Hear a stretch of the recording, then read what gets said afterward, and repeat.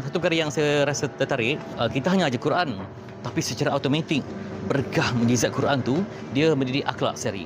Yang budak-budak yang macam sebenarnya nakal tapi dia dapat Quran ni, mereka automatik jadi behave.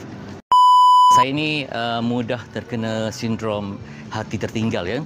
Terutama kalau jumpa babak yang ada kaitan dengan agama ni, memang kita sensitif lah.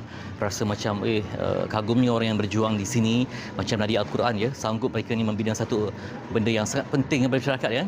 Sebab saya cukup risau kalau orang tu membesar tanpa ilmu agama, macam-macam boleh jadi, hanyut ya dan sebagainya.